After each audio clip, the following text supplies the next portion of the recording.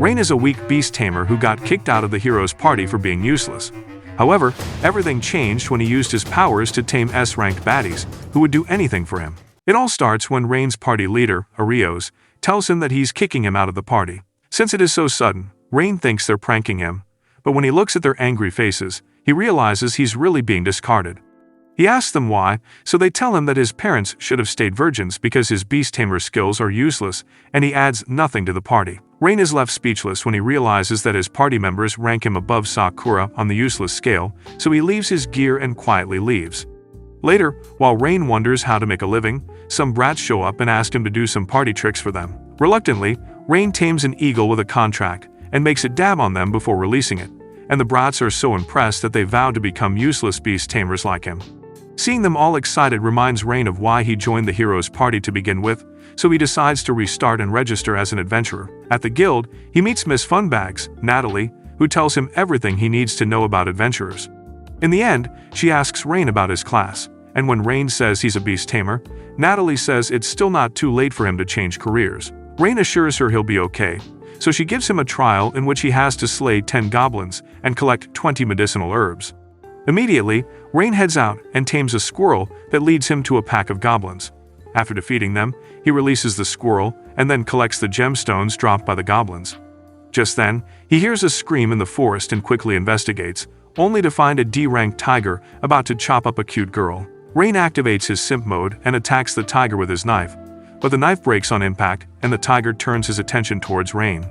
Immediately, Rain tells the girl to run away, but she stands up to farm some aura before leaping into the air and kicking the tiger, causing it to pass out. As she sits on the tiger's back, Rain realizes the girl is a cat spirit, a legendary species rarer than Mewtwo. Just then, the cat girl collapses from exhaustion, but Rain quickly holds her, and she tells him she's extremely hungry. As he shares his food with her, he wonders if this goofy girl with cat ears is really one of the legendary species, and the crater from her kick tells him everything he needs to know. She then introduces herself as Kanade and thanks him for the food. Rain asks what she was doing in the woods alone, so she reveals she got bored with living in her village and left to touch some grass. She then asks Rain to drop his lore, so when Rain tells him about everything that happened so far, she gets upset on his behalf. However, Rain assures him he's better off without those losers and pats Kanade's head without realizing it, which makes her happy. Kanade then tells him not to doubt his abilities, as he's amazing and can achieve great things. She also tells him that only a super strong person can tame her kind, and she believes he can do it. Hearing this, Rain recalls his traumatic childhood and everything he's lost, and he realizes he can really turn his life around with such a legendary Pokemon on his side. He then tries to form a contract with her, and lo and behold, he actually manages to tame her, proven by the symbol that appears on Kanade's hand. Kanade happily shakes his hand, and after that, Rain takes her to the meadows to gather the medicinal herbs required to complete his trial. There, he forms contracts with dozens of rabbits and asks them to look for the herbs, which surprises Kanade because she's never seen anyone form multiple contracts at once. However, Rain is so unaware of his abilities that he thinks Kanade is just exaggerating and that everyone can do what he does, which makes Kanade lose her mind even more. Later, Rain returns to the guild to hand over the quest items, so Natalie happily grants him his adventurer card and makes him an F-rank adventurer. She even gives him 50 copper coins for completing the quest and encourages him to take more quests if he wants to make more money. Rain feels accomplished, but also a little worried, because this amount is not enough to secure lodging. He then returns to Kanade, who congratulates him on passing and suggests they get more jobs, but a ruffian spots her and asks what she charges for feet pics. When Kanade tells him off, he tells Kanade to stop hanging out with a loser like Rain, but Kanade quickly jumps to his defense by saying he's her master. This causes the man to burst out laughing because he refuses to believe that a lowly beast tamer can tame a legendary cat spirit. Kanade tells the man that Rain is much stronger than he looks, so the ruffian challenges him to an arm wrestling match, and the winner gets to 6 to 7 Kanade's milkers. Rain knows the guy will keep coming after Kanade if he backs out now, so he accepts the challenge, knowing that there's a high chance he'll lose. However, he surprises himself by slamming the ruffian's hand on the other side, causing him to scream in pain. Natalie comes running and apologizes to Rain for the actions of the ruffian, before sternly asking how he managed to tame a cat spirit on his first day. Seeing that they're scared, Natalie apologizes and says she expects great things from him before dragging the ruffian away. Meanwhile, Rain wonders how he managed to become so strong, so Kanade tells him that forming a contract with her has amplified his strength. He's now as strong as a cat spirit, and Kanade is ready to call him daddy in bed for the way he protected her. But first, they need to look for a job to have enough money for the night, so Rain picks another herb-gathering job, which annoys Kanade because she wants to do big boy quests. To make matters worse, Rain collects all the herbs using bunnies, and Kanade is jealous because, as his tamed spirit, she wants him to rely on her. Amid her yapping, she suddenly hears someone screaming, so they investigate and learn that a mob called Ebon Fangs is harassing an old man. Kanade reveals these guys do terrible things to people, and she wants to help the old man, but Rain wonders if they can really take on a whole squad. However, after seeing the helpless old man, he tells Kanade that he's going to intervene, which makes her proud. Together, they rush in and beat up a few guards before Kanade goes to check on the old man. She then watches Rain anxiously, admitting that she was worried he'd get overwhelmed by his new power. However, Rain is cruising through the bandits with ease, and Kanade is shocked at how well he fights. Seeing him like this makes her kitty moist, and by the time he's done, Kanade is boiling like a hot kettle. He then asks Kanade if she's okay, but she's too nervous to speak and just compliments his martial arts skills. Rain then reveals he was taught to fight with his hands so he doesn't injure any beasts while taming them. After that, he asks the old merchant not to travel without guards, but he reveals he had guards who ran away the moment those bandits showed up. He also asks Rain to run away as far as he can because the Ebon Fangs will find him again and unalive him, but Rain decides to put an end to their tyranny. Kanade asks if he's serious about this, and he says that if he doesn't do anything, the bandits will harm the people in town. He then uses a squirrel to locate the bandits' hideout, and Kanade is jealous again because he wants him to rely on her more. She thinks she's useless, but Kanade says she can always repay him with a sloppy toppy, so she happily agrees. After that, he tames an arby, a special bee that can paralyze its target for half a day, but Kanade is surprised because she didn't know he could tame insects too. Rain reveals that there is a separate class of tamers called bug tamers, and he practiced with them for a bit in training. Kanade is shocked that he has abilities from two separate classes, which is unheard of. He then asks Kanade to go back to town and bring the Order of Knights to arrest these bandits while he uses the bees to paralyze them. Kanade happily runs back to the town, and afterward, Rain forms contracts with hundreds of bees at once. Meanwhile, Lean and Mina, members of Rain's previous party, are revealed to be the guards that the old merchant hired, but they ran off like puppies as soon as they were attacked by the bandits. However, instead of accepting their own mistake, they put the blame on their newest member, who is also a beast tamer like Rain. The man argues he is not a fighting class, so the girls blame him for not scouting the area properly, adding that a single squirrel was never going to get the job done anyway and he should have tamed at least 20. At this, the boy is shocked and reveals that most tamers can't even tame 2, let alone 20, so the girls start to wonder if Rain was a special case. However, they refuse to believe the guy and tell him to take responsibility for failing the job, or they'll send him to the afterlife, causing the guy to run away. Meanwhile, Rain manages to paralyze all the bandits thanks to his bees, and soon after, Kanade returns with backup. Rain realizes no knights came, so the adventurers reveal that the knights refused to partake in the mission. Just as he's praising Kanade for quickly bringing backup, they hear growls, and 3 king lizards show up in the cave. Rain wonders how they got here, and one of the bandits reveals they brought them here for defense. However, the lizards go crazy and start attacking everyone on sight, so Rain asks the adventurers to leave the cave. Once they do, he admits that he's not the same weakling he was in the hero's party, and with Kanade by his side, he can achieve great things. A few minutes pass, and the adventurers start to worry for Rain and Kanade. But just then, they both step out of the cave with nothing but a few scratches, and the adventurers shower them with praise. At this, Rain thanks Kanade for turning his life around, and she smiles at him. Later, Rain is summoned to the guild, where Natalie informs him that he's now become an E-ranked adventurer. On top of that, he's given a sizable reward, so he goes around town picking new gear and celebrates with a luxurious dinner. Afterward, he heads to the inn but learns that only one room is available, and before he can do anything, the lady at the counter drags him to the room. While Bro is fighting a war with the soldier in his pants, Kanade casually jumps on the bed and asks him to join. Bro is so nervous that he decides to camp outside, but Kanade stops him, so he finally says he is too shy to sleep in the same room as her. Kanade says she doesn't mind, but when he reminds her that he's a guy, she admits that it is a little embarrassing. However, she's fine with it because she knows he can't work a chick if she came with a manual. Rain advises her not to trust people so easily because they have just met, but Kanade tells him he only trusts him because she feels safe in his presence. She also says they're comrades and she wouldn't want him to sleep outside, so Rain smiles and agrees to spend the night. Hours later, Kanade watches Rain sleep and comments that he's cute, recalling how countless humans have tried to crack her for their own benefit. But Rain is different from such guys. Not only did he risk his life for her, but he also treated Kanade like she was a normal girl, which made her feel safe and happy. She also feels bad for Rain because he's heartbroken over getting kicked out of the hero's party, yet he still acts like he's over it because he doesn't want to bother her. That night, she vows to make him happy and always be by his side. A week later, Rain and Kanade grow closer as a team as they do more quests. Natalie also informs them of a hooligan who appeared on the Stride Bridge, and it's stopping people from using said bridge. She excitedly asks Rain to take the job, as it's available to all ranks, and whoever defeats the hooligan first will receive a massive reward. Immediately, Rain accepts the quest and heads to the bridge, which is the only way to cross from the northern continent to the southern continent.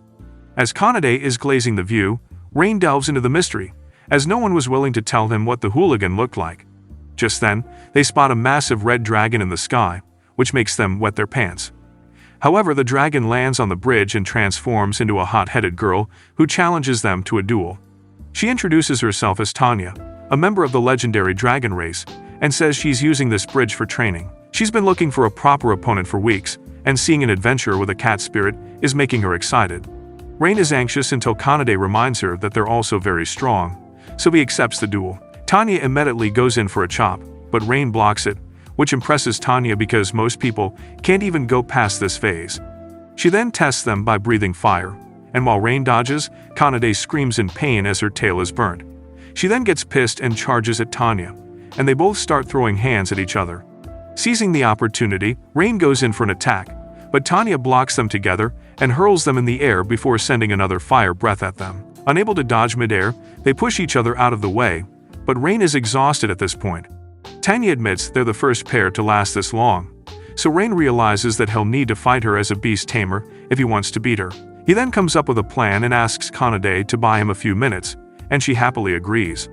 She then goes all ballistic on Tanya, distracting her long enough for Rain to locate a bird and form a contract with it. Soon after, he returns with a whole squad of birds, which start tickling Tanya, but she quickly scares them away and proudly claims that a few birds can't hurt a dragon. However, when she suddenly falls to her knees, Rain reveals that these birds are called pedo, and they are poisonous. The poison paralyzes Tanya, so she quits as she cannot move a muscle. Rain then asks Tanya to come with them, and she assumes he wants to have a poke at her Dragussi.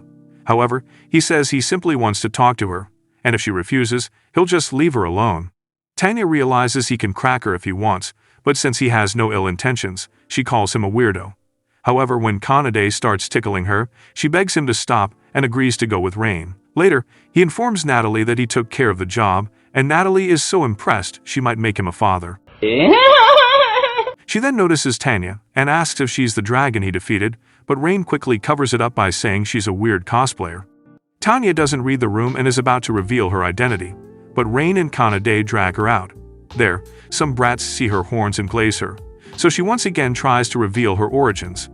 Rain is forced to take her to the woods to tell her of the consequences of her actions, after which he tells her that he'll take her somewhere safe. He also asks why those adventures didn't say anything about her, and Tanya says they were too embarrassed to admit that a girl beat them up. Rain agrees not to turn her in if she agrees to take her training elsewhere, but she admits her training method was bad and instead asks if she can come along with them. A shocked Rain asks why, so she hugs him and says she liked how he protected her, so she wants to repay him with a Gawk 6000. Rain folds like the hoe he is and asks Kanade if she's okay with it. Kanade is clearly jealous, but even then, she says she's fine with Tanya, as long as she lets her take turns bouncing on his pogo stick. Tanya then asks him to form a contract with her, so Rain starts the ritual and successfully tames her. While Rain is catching W's left and right, his old part is getting no luck because they can't find a good replacement for Rain. Their leader, Arios, suggests they issue an apology to Rain and bring him back, and after they've completed the quest, they can ditch him again. The following day, Rain and his two baddies go on another quest, and this time they're hunting slimes. Usually, slimes are the weakest monsters, but if left alive, they can reproduce faster than you-know-who and ravage lands like you-know-who. However, Kanade doesn't want to get her hands slimy, But Tanya proudly says he can unalive slimes with her fire so Kanade doesn't have to touch them. Kanade thanks her for the help, and Rain is happy to see them get along. However, the trio is unable to find any more slimes, so Rain forms a contract with a bird. However, instead of commanding it like usual, he transfers his consciousness inside the bird, which freaks the girls out. He calls this skill assimilate, and this allows him to take control of any beast, and the girls believe getting laid is the only thing this mofo can't do. When he says most beast tamers can do this, they shout that no one else can, so he gets scared and flies off to look for slimes, while the girls protect his unconscious body.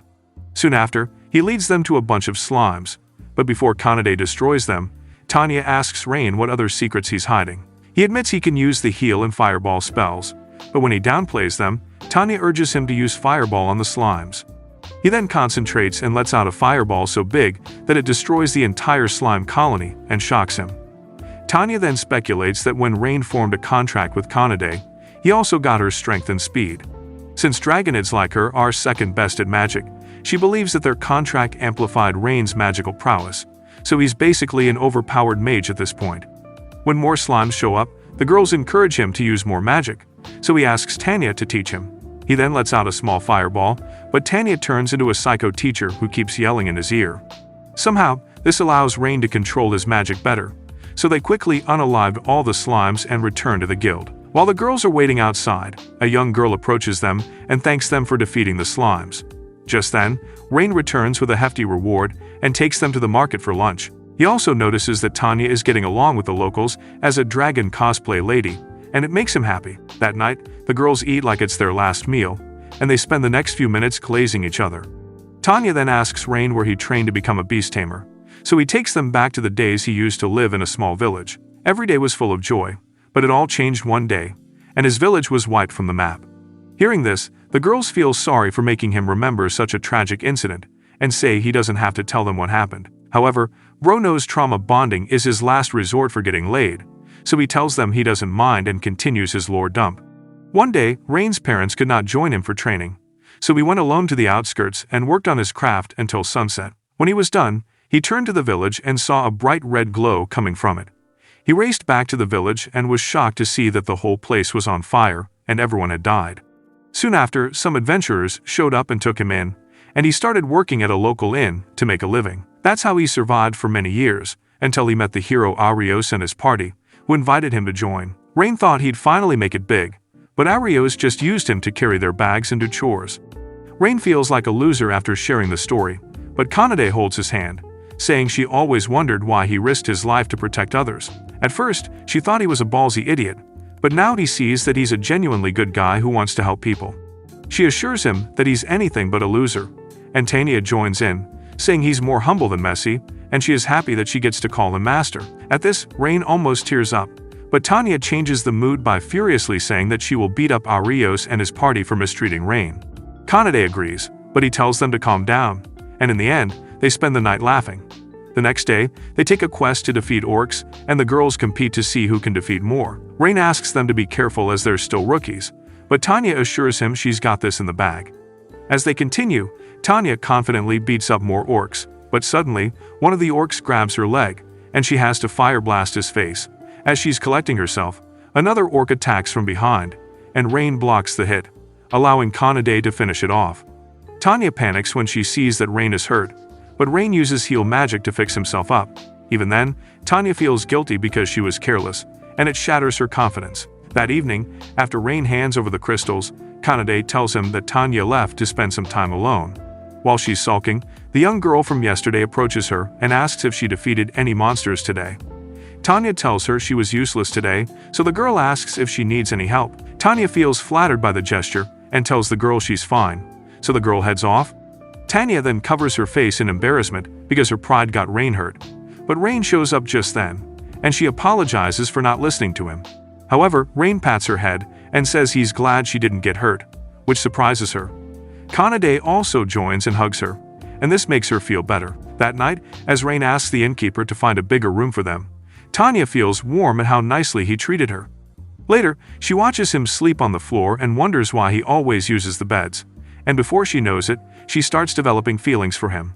However, she quickly shakes off the feeling and tells herself that she's just fond of him. The next day, the three of them are walking back from another successful job when Rain suddenly freezes with a look of horror on his face.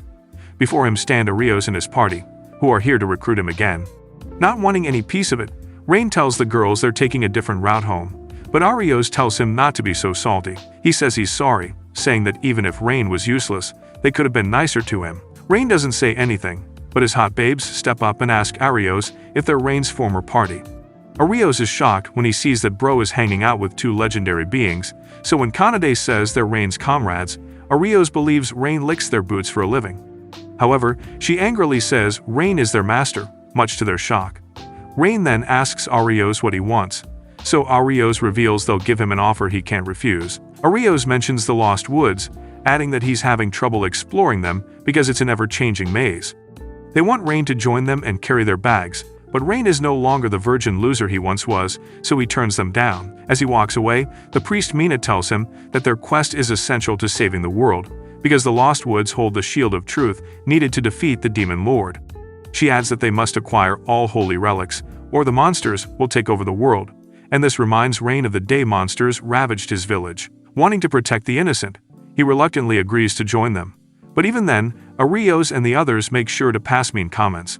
However, Kanade and Tanya stop them and demand that Arios offer a proper apology to Rain. When Arios doesn't take her seriously, Tanya intimidates them with her aura, but Arios starts yapping that he's the hero and he's above everyone else. After him, the others also refuse to apologize to Rain, and Arios grabs him by the collar, telling him to keep his pets on a leash. Hearing Arios call his friends pets makes Rain angry, but Arios makes it worse by accusing him of cracking them. Finally, Rain punches Arios in the face and sends him flying, much to the shock of his party. Even that doesn't fix the broken wires in Arios' brain, so he challenges the three of them to a duel to settle the score. While Kanade takes on Temu One-Punch Man Agath, Tanya takes on Lean and Mina, and Rain goes toe-to-toe with Arios. Agath tells Kanade that he's super excited to fight an ultimate species, and Kanade promises to make him apologize to Rain.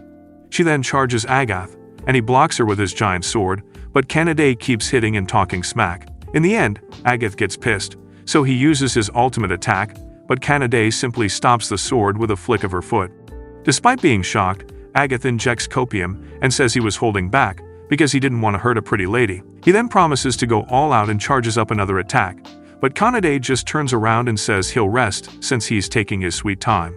At this, Agath realizes he's no match for her and starts freaking out, right before Kanade leaps in and lands a kick to his face. However, she panics because she shot too hard, though she feels like Agath deserved it for disrespecting Rain. Meanwhile, Tanya tells Lean and Mina that she wanted to fight the hero, but she'll settle for small fries, which pisses the girls off. They both attack Tanya with their own spells, but Tanya makes them vanish with a snap. Seeing the look on their faces makes her crack up, so Lean and Mina get even more enraged and shoot at Tanya again. But Tanya snaps again like Thanos and makes the spells vanish. Turns out, she's analyzing the spell at a fundamental level and hits it with an appropriate wave of magic to cancel it out. In short, she is immune to magic, and these two look like clowns trying to fight him. The explanation is too complicated for their dishwasher brain, so they keep attacking Tanya until they're exhausted. Mina is shocked because she has the power of God and anime on her side, but Tanya reveals that Rain is the main character of the anime, and he may even tame God with his skills. Once again, they try with their strongest spells, but after Tanya snaps them away, she finally gets serious and decides to show them what real magic looks like. She makes the sky turn red as hundreds of magic circles appear, and out come meteors ready to strike Lean and Mina until they're ash and dust. Seeing this, the cheap Faith and Int builds start crying for their mom, but Tanya cancels the spell at the last second and lets them soak in the humiliation. This overloads their brain until they black out, and Tanya just giggles like a sadistic menace. Now all that's left is Arios, who's still heavy on the smack talk until Rain interrupts him with a punch. Arios claps back with his sword and manages to cut Rain, who admits that despite everything, Arios is very strong. Despite getting hit a few times, Rain realizes he's faced stronger opponents now, so he simply grabs Arios' arm and asks if that's all he's got. Then he follows up by punching Arios in the gut and making him back off. Immediately, Rain goes in for another attack, which Arios barely dodges, and the attack ends up destroying a boulder behind him. Arios is shocked because the Rain he knew was weak and fragile, but Rain proudly tells him he's strong thanks to his beast tamer skills. He also reveals he has studied every single movement Ario's made during their quests, so he can see his moves in advance and counter them using the powers he got from Kanade. Despite this, Arios claps back with his special hero magic, but Rain cancels his spell with a fireball of his own, which is amplified by Tanya's magic. However, Arios knows Rain only knows 2 spells, so he overwhelms him with many offensive spells. Then suddenly, his body goes numb, and as he wonders what happened, Rain reveals that he had tamed a bee that stung Arios. Now paralyzed, Arios starts guilt-tripping Rain and begs for forgiveness, so Rain makes him faint with a strong attack. Just then, his babes come running in, and he happily takes them in his arms. After that, Rain and the girls visit the Lost Woods, and seeing the state of it, Tanya suggests lighting up the entire place. However, Rain stops her because there's a whole ecosystem thriving in these woods. On top of that, it holds the Shield of Truth, which only the hero can wield. Rain then looks at the map Arios made and admits it's useless now because the woods are constantly changing. After they were beaten up, Tanya made them apologize to Rain until he was satisfied. But Arios went back to being a jerk by asking Rain to fetch him the shield.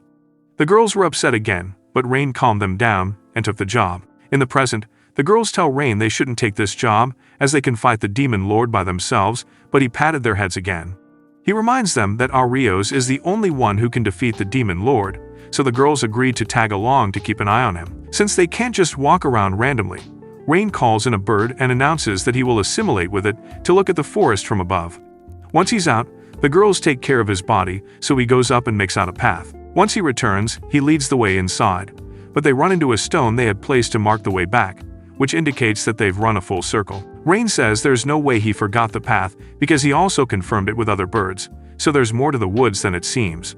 Tanya then uses a spell called Material Search, and small glowing particles appear that guide them to a luminescent tree. Turns out, the tree is emitting illusory magic, causing people in the forest to lose track of the path. She then asks Kanade to break down the tree so they can stop the spell, but Rain wants them to think of a way in which they don't have to harm the tree. Tanya knows a way, but it will take a long time, and Kanade believes Arios will make fun of Rain if they take too long. Thus, she goes in to punch the tree but stops when she hears a voice telling them to leave this place. Kanade gets scared and hides behind Rain, after which a fairy appears from the tree, which shocks everyone because fairies are a legendary species like cat spirits and dragonides. However, humans haven't seen a fairy in 200 years, and that's mainly because humans used to harvest their homes for resources. For that reason, fairies started considering humans as their mortal enemies, which started a conflict between them. Eventually, all fairies retreated to a place called the Hinterlands, where humans could not reach them. Rain knows this and tries to talk to the fairy, but she sternly tells him to take his sorry bum out of here. When Rain tries again, she vows to erase them from existence if they don't leave, so the trio runs as fast as they can. Back in the forest, they catch their breath, and Kanade asks why a fairy is hostile towards them because they're supposed to be warm and welcoming. Rain is more surprised by the fact that she showed herself in the first place to a human, which makes him think there's more to it. They also notice she only appeared when Kanade tried to attack the tree, and it makes them wonder if she's protecting the monster that's carrying the Shield of Truth. Nonetheless, Tanya says they don't have time for it and devises a plan to distract the fairy while Kanade destroys the tree. However, Rain isn't sure about this and wants to try to talk to the fairy one more time. The girls immediately oppose the idea because the fairy already threatened to end them, but Rain believes that if they approached her without hostility, she would understand. Soon after, Rain approaches the fairy again and tells her they're not enemies, and he just came here on a quest. The fairy threatens to attack, but Rain stands his ground and assures her he means no harm. He even asks the fairy to spare his friends, so as the fairy charges up her attack, he recalls all the times he had to be patient with beasts while taming them. The fairy then shoots magic arrows which scarp Rain, but he stands in one place and says he just wants to talk. The fairy is confused because humans she knew ravaged her home and waged war, but Rain says there are plenty of good humans out there. Refusing to believe him, she fires another arrow, but Kane and Tanya intervene and tell him to stay back because his method isn't working. They then tell the fairy then Rain is not like others and that he's been super kind to them, adding how he wanted to protect the forest when they wanted to destroy the tree. With 2 legendary species vouching for Rain, the fairy finally calms down and introduces herself as Sora. As they talk, she learns they're here for the Shield of Truth, so she reveals he cast a barrier in the woods to prevent anyone from finding out about the fairy village. She adds that there is no such monster here that holds the shield, and the fairies actually protect the shield. She then brings the shield for them, saying that fairies had formed a pact with the previous hero to protect the shield and give it to the next hero when the time comes. She has now upheld the pact, so she asks them to leave this place. Rain thanks her and walks away, but then he notices that Sora looks troubled till he comes back to check up on her. He calmly tells her that he's here if she needs anything, but Sora is hesitant to tell him the truth because she's worried they'll get hurt while trying to help her. However, Rain urges her to speak her mind, and Tanya adds that this idiot is always ready to risk his life for others. Kanade also assures Sora that they're tougher than they look, and if she tells them what's bothering her, they will definitely help her. Finally, she reveals that she has a bratty sister named Runa, who used to help her maintain the barriers until one day they went outside and Runa was kidnapped by a monster working for the Demon Lord. The monster in question was a Shadow Knight, a C-rank monster who has no business defeating a fairy, but it can nullify all magic, so he's the kryptonite for fairies. The knight wanted Sora to lower the barrier, but she ran back to the village chief, who told her that she must prioritize everyone's safety over her sister. She understands his stance, but she tears up because how can she just forget about her sister? Seeing this, Rain wipes her tears and promises that he'll bring Runa back, causing Sora to embrace him. She reminds Rain that the knight wants her to remove the barrier before pointing towards his direction, so Rain asks her to stay back because he might harm Runa if he sees her. After she wishes him the best, Rain and the girls locate the knight and see that he's taken Runa hostage, just like Sora said. Immediately, Rain sends a fireball at the knight, but it's a mere distraction that allows Kanade to close the distance and land a hit. The knight is shocked at their strength and asks who they are, but when Rain refuses to answer, he suspects they came here to rescue Runa. When he tries to harm her, Tanya easily blocks his attack and unlocks her shackles. After she flies away with Runa, Rain and Kanade stay behind and fight the knight, but Rain is getting worried because the knight is taking their hits pretty well. Just then, the knight lets out a strong wind attack that is bound to damage the forest, so Rain and Kanade quickly strategize on how to take him down. Rain then tames a swarm of Arby's, and even though their paralyze effect doesn't work on the knight, they serve as a distraction.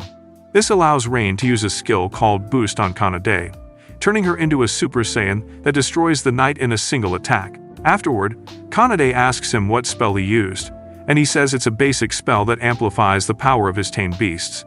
However, Tanya returns and reveals it's a legendary spell that was lost with time, but Kanade urges them to focus on the fact that they saved Runa. Just then, Runa wakes up, and Rain tells her Sora sent them to save her.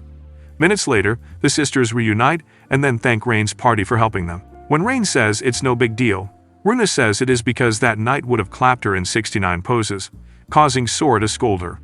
Seeing them act normal makes Rain happy, and when Kanade says they can now live happily, Sora says she cannot live with the people who abandoned her sister in the hour of need. However, they also admit they don't know much about the outside world, so Kanade invites them to join their party. Tanya also doesn't mind having them, so they turn to Rain, who asks the fairies if they are okay traveling with a human. By now, Sora believes there are noble people among humans, and she admits that she has grown to like Rain.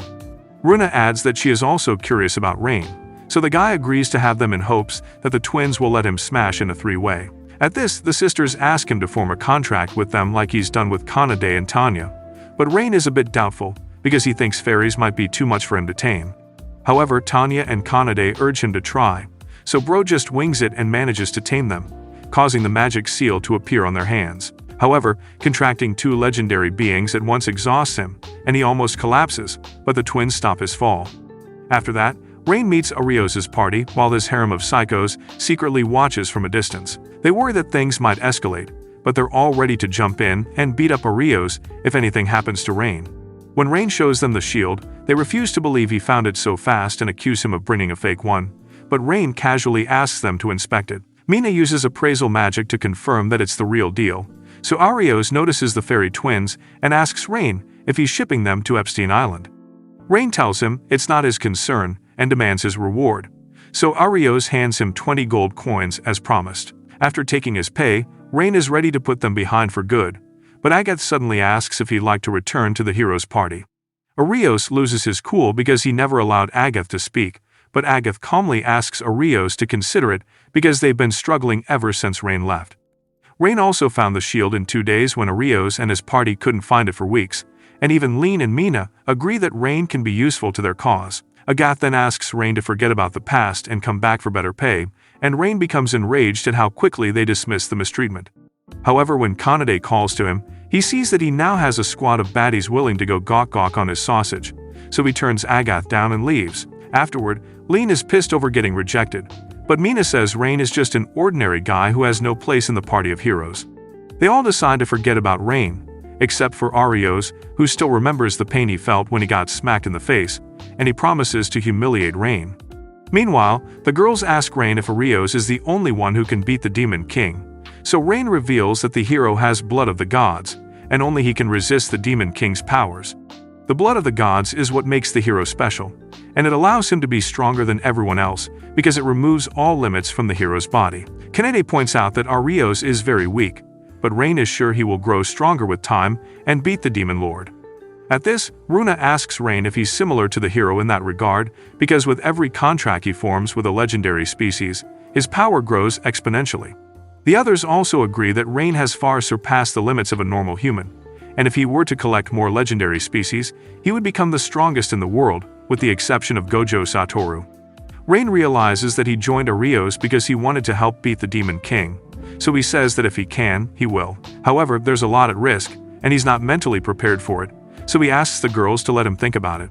The girls understand his concerns and agree to wait, and Kanade promises that they'll all stick by his side no matter what he chooses. A few days later, Rain wakes up to see that the room is already crowded, so he hopes that he gets an extra room so he can sleep in peace. Later during breakfast, the girls suggest he buy new equipment, and he agrees. As they're walking to the store, the fairy twins cling to him because they don't trust other humans, but he assures them they're safe here. Just then, a couple of adventurers show up to pay their respects to Tanya, since she beat them up at the bridge, so she advises them to train harder. Meanwhile, Kanade gets free fruit from a lady she helped several times, and seeing them makes the fairy twins anxious. Just then, Rain's fanboys arrive and congratulate Rain on getting 2 new wives, which makes Sora anxious while Runa enjoys it. One of them compliments how pretty they look, and when Sora formally thanks her, Runa bursts out laughing and is about to reveal her true form to them, but Rain stops her. Later, Runa is annoyed that they didn't let her show off, but Sora reminds her that they must keep their identity hidden. Afterward, they head to the weapons store where they see a dwarf named Gans, but his presence alone is intimidating for Kanade. As Rain looks through the weapons, Runa finds a whip and asks Rain if he's freaky like that, but the mere thought makes Sora's fountain erupt. As she frantically runs after Runa to make her stop, Rain finds a small dagger that he likes but senses something off about it. Just then, another guy walks into the shop and offers a lot of money for a decent sword, so Gans hands him his finest work. Once the guy leaves, Rain tells Gans that the blade he just sold only looks good but is actually a Temu ripoff, and the same can be said about every weapon in this store. After a tense stare-off, Gans bursts out laughing and praises Rain for having a keen eye. He admits these weapons are just for show, but when the girls question his integrity, he gets all serious and says he only charges them for what they are worth. He then shows them the swords he really put his heart into, and they're so fine that Rain is confused as to why the little man doesn't make all his blades this well. At this, the guy reveals that most people nowadays don't respect their weapons and throw them away as soon as they find a better-looking one, and he can't tolerate people disrespecting his craft. Gans also shows them his bruised hands and says he only makes the best weapons for those who are worthy, and Tanya actually agrees with the guy. Gans then asks Rain how he noticed the difference in quality, and Rain says it's due to him being a beast tamer. Turns out, his skill requires him to pay close attention to everything he tames, so he subconsciously does the same for everything around him. The dwarf is impressed and offers to make a special weapon for Rain, but he's run out of mithril. Tanya tells them weapons made from mithril last a lifetime, but it's impossible to find. Luckily, Gans's ancestor left him a whole mine, but recently he hasn't been able to find any mithril, making them wonder if someone yoinked it all. Seeing Rain's curiosity, Tanya urges him to investigate, so Rain takes the job to bring mithril for Gans. Gans asks Rain how much gold he will charge for it, but Rain instead asks the man to forge him a weapon. Gans is extremely into the deal and happily accepts it. Immediately, the squad heads to the guild to see a crowd at the quest board, so when they ask Natalie why, she reveals the hero Arios is looking for new party members. The girls immediately notice that Rain feels sad, but he gives them a head pat and assures them he's moved on. Natalie then notices the fairy twins and asks if they're friends of Rain, but Runa confidently adds that they're much more than that, giving off the wrong vibes. After clearing the misunderstanding, Rain hands Natalie the personal request from Gans, asking Rain and his party to gather mithril ore for him.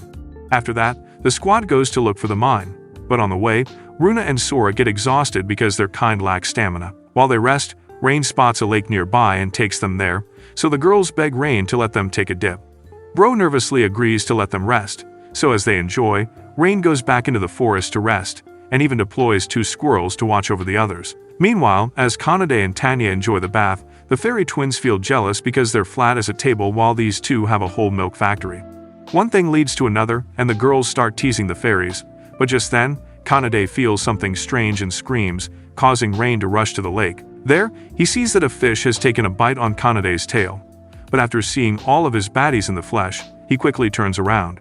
Later, he apologizes to everyone for walking in on them, so they simply ask him to behave normally and not make it any weirder. At this, Rain feels relieved that Tanya asks him to go for a swim to cool his mind, but he calls a hard pass knowing that Runa will try to diddle him. Soon after, they reach the mine and Rain deduces that thieves are stealing all the mithril in the mine. Just then, 2 guys walk out of the mine, and Rain asks the girls to go easy because he wants to ask them questions, but they go overboard and knock them out. However, Sora reveals she can peek into their mind and see their memories, much to Rain's shock. The sisters then see several people inside the mine mining the ores, and after Rain praises them, they ask that he give them head pats as he gives to Tanya and Kanade. Rain grants their wish, which makes them beam with joy, but his other 2 shawties feel jealous. After that, Rain says they'll be going into the mines, but the enemy already knows they're here. When the girls ask how, he points to an eagle in the sky and says there's a beast tamer among the thieves. Soon after, they step into the mines and are ambushed by a giant fireball, but Sora and Runa block it. The mage on the other side tries again, but the twins seal their magic, prompting their archers to fire. Tanya destroys their arrows with her fire breath, and Kanade rushes in to knock them all out. Once that's done, the only one left standing is the beast tamer, so Rain tells him they came here on Gance's behalf. When the guy attacks, Rain quickly humbles him and asks him to surrender, but he refuses to give up and brings out his tamed behemoth. A behemoth is a B-ranked monster, which tells Rain that he's dealing with someone who has exceptional magic, but the guy reveals that he actually found this behemoth when it was little and raised it. He then sends the monster to attack Rain, who dodges, but the mine starts collapsing, so the girls bring everyone out while Rain fights the beast tamer and the behemoth. When Rain gets overwhelmed, Kanade comes back and suggests they take down the monster together. However, Rain asks her to capture the beast tamer and force him to undo the contract with the monster. In the meantime, Rain distracts the behemoth by dodging its attacks and hurling a fireball at it, but his attack does no damage. Eventually, Kanade gets hold of the beast tamer, but the guy still refuses to undo the contract and orders the monster to unalive Rain. With each attack, the mine becomes weaker, so Rain decides to trust his abilities and overwrites the contract. Usually, such a feat is impossible to pull off, but Rain has started to believe in his abilities, so he can do anything he wants. The beast tamer freaks out and starts barking orders at the monster, but this confuses the monster so it chooses to attack his own master instead. As a last resort, Rain is forced to unalive the monster, and although he is deeply saddened by it, he knows there was no other way. Afterward, Rain interrogates the adventurers and learns that they all bought weapons from Gance, but once they learn that they got scammed, they decided to take revenge by stealing his mithril. When Gance hears the story, he realizes that he shouldn't be the judge of who deserves what, and his dishonesty leads him to declare that he's a failure. Hearing this, Rain tells the man that everyone makes mistakes, but only the lucky ones get the chance to mend themselves. He advises Gance to do it over and make good weapons from now on, and Gance agrees to it. He then asks Rain what kind of weapon he'd like, and he asks for a dagger and Thanos' gauntlet. He also whispers something in Gance's ear, which leaves the girls curious, so while Gance prepares everything he's asked for, Rain tells the girls that it's for a break. That night, Arios is going through one of the applicants for his party, but none of them seem good enough, mainly because they can only tame one creature at a time. On top of that, none of them can fight for themselves or tame a legendary species, and Rain has set the bar way too high for them. After the guy leaves, Mina tells Arios that they've run out of applicants, while also thinking how Arios rejected several extremely talented individuals. However, even she admits none of them come even close to Rain.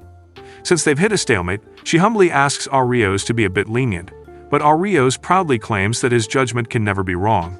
Mina is a woman of God, and Arios is blessed by said God, so she has no choice but to gargle his nuts whenever he wants. Arios then asks Mina to rest, and after she leaves, he pulls out a shady ring from his drawer and announces that he'll use it to end Rain. The next day, Rain visits the guild and asks Natalie what happened to the adventurers he caught, and she says their license was stripped, plus they were sentenced to labor. Rain suggests that it's too harsh, but Natalie reminds him they not only stole mithril but also tamed a monster, and the punishment is suitable. A depressed Rain joins the twins outside, and they assure him what he did saved many lives. Feeling better, he thanks them and suggests they go for a walk, so they go around exploring the town while Kanade and Tanya sleep.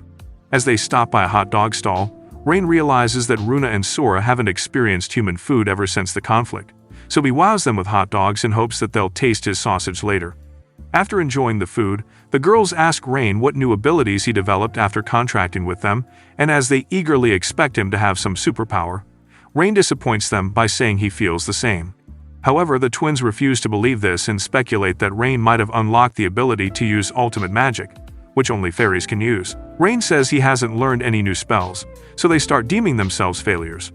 Rain assures them that they're a valuable addition to the party, but even then, the girls feel depressed because they were abandoned by their village for being weak. They also think they're weak compared to Kanade and Tanya, so they want to know why Rain wants them in his party. At this, Rain tells them about the time he got kicked out, adding that he was equally at fault for not trusting his teammates. He always thought he wasn't doing enough, so he overdid everything, but a part of him wishes he had trusted his teammates more. Now, he has teammates who trust him, and he trusts them, and that's also the reason why he wants Sora and Runa to stay by his side. Both sisters are satisfied by the answer, so Runa asks Rain to get her another hot dog. Just as they're walking to the stall, they are stopped by a blonde noble who asks the girls for their names. When they reluctantly answer him, he calls them both cute and announces that he'll add them to his personal harem. Immediately, both sisters get the ick and tell him to go die in a ditch, but he proudly introduces himself as Edgar, son of a lord, and offers to become their sugar daddy if they bend over for him. The girls tell him they already have a master, but Edgar sends his guards forward to kidnap the girls. Rain doesn't budge at all, and within seconds, he beats up all of Edgar's knights. Edgar then makes his guards threaten innocent civilians and demands that Rain hand over the shawties, and Rain starts to weigh his choices. He sees that all the guards are spread far apart and he can't save them all, so Runa and Sora offer to help. However, using their magic will expose that they are fairies, and they'll have to leave the city they've come to love and adore. He chooses not to involve them and looks through his spells, and that's when he notices something he's never seen before. He decides to test it out, and it turns out to be a multi-shot fireball spell that cooks all of Edgar's guards. Seeing this, the twins are shocked because only fairies are capable of casting multiple spells at once. Rain then tells Edgar to frick off, and the puny noble runs off vowing revenge. Afterward, Sora and Runa thank Rain for helping them, and more people gather around him to shower him with praise. However, an old lady tells them to leave the city while they have the chance, leaving them with an ominous feeling.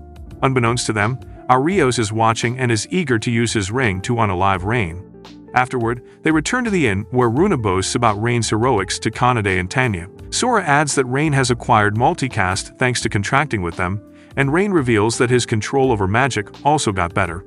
Runa then says they're finally useful like Tanya and Kanade, but they assure her she was already useful. They feel frustrated for sleeping through the whole event, and they're also worried about Edgar harming townfolks again. To make matters worse, Edgar gets away with everything due to his noble status, which he uses to silence witnesses and conceal evidence. However, Tanya is enraged and states that she'll burn their entire mansion, and even when Rain tries to calm her down, she refuses to listen because Edgar tried to harm her comrades. Rain shares her feelings over protecting innocence, but he doesn't want to take a violent approach because of his traumatic childhood. He also doesn't understand why he feels the need to protect people when he's just an ordinary beast tamer, and he wonders if leaving the city is the best option. The girls read his mind and advise him to do what his heart desires, and they will support him no matter what, though they would prefer it if he chose to protect the city.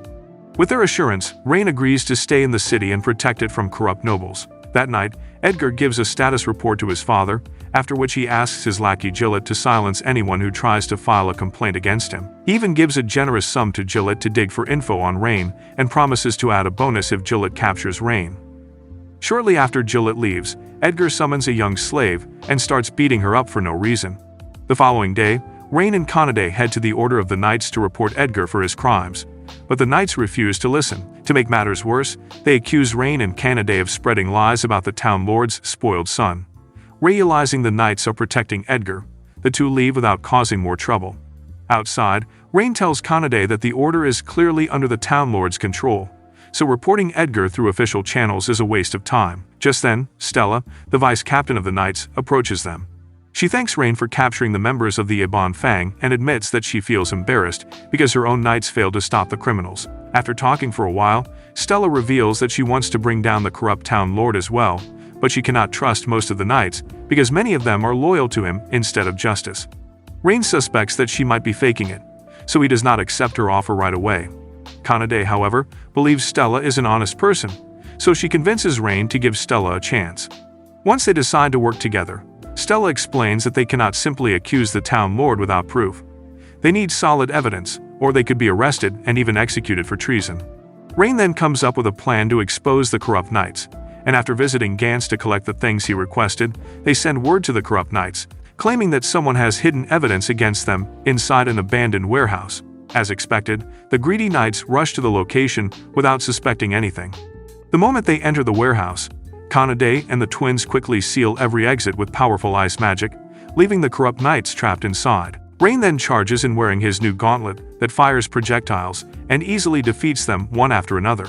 Before long, every knight is lying on the floor except for Gillett, whom Rain intentionally leaves standing. When Gillett notices Stella, he immediately calls her a traitor for turning against the order, but Stella remains calm and pays no attention to his insults. She reveals that while he has been distracted, Kanade and Tanya have already taken control of the Knights' headquarters. During the operation, they discover all the documents and evidence needed to prove the corruption within the order. With nowhere left to hide, Gillett has no choice but to face Stella in battle. The fight is short, and Stella defeats him without much trouble. Looking down at the fallen captain, she tells him that he has brought shame to the name of every true knight. Not long afterward, Edgar hears the shocking news. Furious that his family's allies have been defeated, he completely loses his temper. Instead of thinking calmly, he takes out all of his anger on the helpless slave girl, beating her mercilessly even though she has done nothing wrong. Once he finally stops, he begins pacing around his room, desperately trying to think of a way to solve the growing problem. As Edgar struggles to come up with a plan, someone suddenly appears outside his window. It is Arios, who claims that he knows exactly how Edgar can get rid of Rain once and for all. Edgar instantly demands to hear the plan. Without saying much, Arios simply tosses a cursed ring toward him and tells him that the ring is the answer he has been looking for. After he leaves, Edgar laughs menacingly while the slave girl cries on the floor. Before getting captured, she used to live in a village where she was adored for her beauty, but now she's being treated worse than a 90s housewife. Meanwhile, Stella gathers her loyal knights and arrives at the Lord's mansion for inspection, but the guards refuse to let her enter. When she reveals that Gillett has already been arrested for corruption, the guards still don't budge and call out reinforcements to defend the entrance. Despite being surrounded, Kanade and Tanya smirk because they can finally kick some cakes without worrying about the consequences. As they break through the front door, Edgar sees them coming, but he's not scared because he believes he can use the ring to undo Rain's contract with the girls and make them stop fighting. Meanwhile, Rain sneaks in from the back with the twins, and while Sora is being really quiet, Ruma is as loud and excited as ever. She then uses a search spell to locate the hostages, but she also detects a non-human magic signal in the area. Its presence is as large as Runa herself, so Rain wonders if they've located another legendary species. Now curious, Rain asks the girls to free the hostages, while he investigates the source of the magic signal. The girls argue that whatever it is can harm him, but he gives them head pats and reminds them he has plot armor. Also, Rain doesn't have teleportation magic and cannot take the hostages out, so he apologizes to the girls because they will have to reveal their identity. The girls are flattered by how much he cares, and after they make him promise that he'll be careful, they go their separate ways. Rain then locates the cell where the slave girl is imprisoned, and after seeing her foxtail, he realizes she is a demigod. Seeing her bruised up, he breaks the lock and quickly heals her.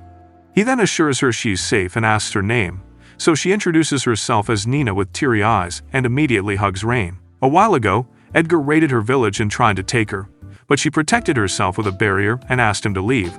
However, Edgar tried to hurt Nina's friends, so she had no choice but to put on a slave collar he gave her.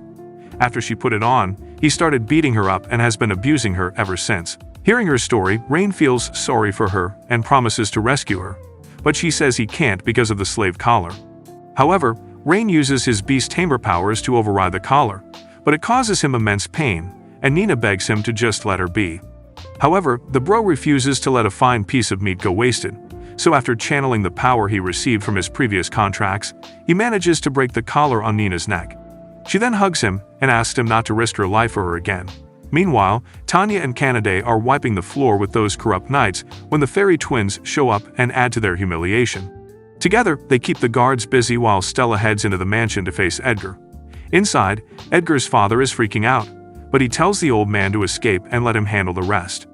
In the main hall, Rain reunites with the others, who ask him about the girl he's carrying. When he introduces Nina, the rest of his shawties complain that he's getting more hoes than he can handle. When he tries to explain himself, Tanya reveals that they were just teasing him because Sora already told them about Nina. After that, Canaday starts snuggling with Nina, and Stella shows up too to thank Rain for the help. Just then, the Lord comes running in and freezes when he sees everyone. Stella asks the fatty to surrender, but when he refuses, Rain uses his gauntlet to shoot a rope and tie him up. Immediately, Edgar shows up and uses his ring to summon a Grin Rayaper, and before Rain can respond, he gets hit by the scythe. At first glance, it seems Rain is dead, but then he sees that he has no wounds, and the Reaper has vanished. The girls are shocked because Rain was hit with an instant death status effect and still didn't die, so Canaday believes the spell must have failed. However, Runa suspects something is off and casts a poison cloud on Rain, but it doesn't affect him, though she gets scolded by Sora. When the girls ask her to explain herself, Sora says she was wondering why Rain got only one power-up by contracting the two of them, so she figured he must have a second ability that was never tested. She thinks that the ability in question is a status effect nullification, and she considers herself a genius for figuring it out, though it would have been a disaster if she was wrong. As the group celebrates, Edgar watches with sorrow in his eyes, until the ring picks up on his feelings and completely consumes him. Seeing this, Rain quickly casts Fireball to stop the transformation, but his attack does nothing, and Rain watches in horror as a monster appears before him. Immediately, he recalls it's the same demon that ravaged his village and unalived his parents, so he becomes determined to take revenge. The demon says he'd love to unalive them all mercilessly, but he's got some things to do, so he flies away. Rain immediately realizes that the demon is going to target civilians, and when he looks back, he sees that his squad is eager to fight. Nina wants to join them too, but he tells her it's dangerous, and the others convince her to stay back. Meanwhile, the demon is already causing havoc in the city when Canaday suddenly kicks him down. The demon then sees that Rain and his squad have followed him, and when Rain says he'll unalive him, the demon begins to laugh. However, Canaday starts another attack. Tanya joins in too, and Rain uses his gauntlet to tie the demon up. The demon easily breaks free, but it was a mere distraction so Runa and Sora could charge up their spells. Together, they drop a nuke on the demon, but it appears unharmed and even summons brainless monsters to even the playing field. The girls easily defeat the dogs, but the demon reveals he has an infinite supply of them. Canaday eagerly goes in to fight again, but after the demon attacks her with a spell, Tanya becomes enraged and uses Dragon Breath to keep it busy while Rain heals Canaday. Just when he finishes, Tanya also takes a hit, but she quickly gets back up, blushing when Rain comes to check up on her. Impressed by her strength, the demon uses a spell to cause massive damage to the city, so Rain uses a multi-shot fireball at it, which distracts the demon long enough for the fairy twins to restrain him. Rain then uses boost on both Canaday and Tanya, and they rush in to teach it a lesson. After smashing it many times, they are surprised to see the demon still standing, and he is so impressed that he summons a whole army of monsters to clap back. The demon then flies up in the air to cast one massive spell to destroy the entire city, and Rain has to choose between fighting the demon or helping the people who are getting swarmed by monsters. At this, the twins reveal they can use a teleportation spell to move everyone out of town, which will allow the others to stop the demon. Rain asks if they're okay with revealing their identities to the humans, but they assure him they want to save everyone and get on their way. Meanwhile, Arios's party is in their base, and Mina reveals that one of the Demon King's frontliners has attacked the city. Arios suggests leaving the small fry for others, and when Agath and Mina try to reason with him, he shuts them up. At the same time, Stella and her knights are protecting the city, but when they get exhausted, Stella motivates them to continue fighting. Just then, the fairy twins arrive and inform her of their plan to evacuate the city, so Stella leaves with her knights to gather everyone. The twins then assure Nina that they will protect her, but she feels a bit sad because she wants to help. Soon after, the townfolks gather in the forest, where the fairy twins form a magic circle, but people are skeptical about stepping into it because of their long feud with fairies. Just then, a man approaches them and reveals he's the guy who sold them hot dogs a few days ago, and when they tell him the hot dogs were fire, he casually steps into the circle, saying food unites everyone. After him, a girl arrives, and they remember she once called them pretty, along with a granny they once saved. Seeing this, the others are influenced as well, so they decide to trust the girls. After a whole bunch of them are teleported, a knight arrives to inform Stella that monsters are heading in their direction, so Sora chooses to fight while Runa uses teleport. In the city, the adventurers Tanya beat up on the bridge, join the fight against the monsters, and inside the guild, Natalie rallies the rest of the adventurers to fight. Just then, Gantz barges in, saying he owes a great deal to Rain and his friends, so he's brought them high-quality weapons to help them fight. With that, things seem to be turning towards the good guys, and seeing everyone fight so valiantly makes Nina feel left out. She admits she's scared to hurt people, so she always endured suffering and kept running, but she questions if it's worth living if others die protecting her. By the time Sora turns around and asks her to come, she's already gone. Meanwhile, Rain and the others are struggling to reach the demon when Nina arrives and immediately latches onto Rain. She says she wants to help too, and the girls realize that Nina has a teleportation spell because she's a demigod. Without hesitation, Nina offers her help, and Rain immediately carries her toward the demon. The demon quickly notices them and unleashes a barrage of energy blasts, but Rain dodges every attack as he races forward.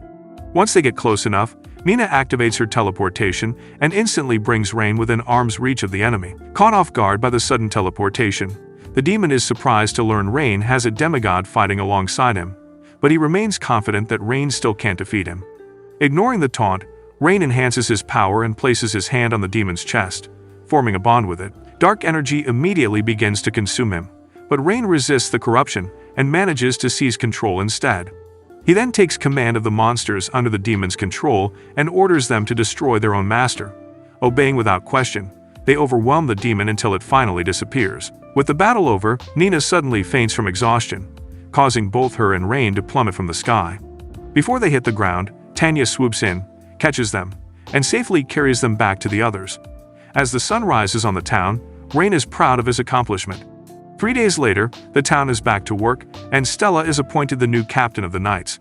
Everyone who was involved in the corruption is behind bars, and everyone is working together to rebuild the city. Later, Nina asks Rain if she can join his party too, and Rain agrees to form a contract with her. After he successfully tames a demigod, Kanade and Tanya snuggle with her, so the fairy twins join too. Afterward, they head to the guild and run into Stella, who says she will make sure the knights do their jobs properly under her command. After she thanks Rain for the help, Natalie congratulates Rain because he's now a C-ranked adventurer.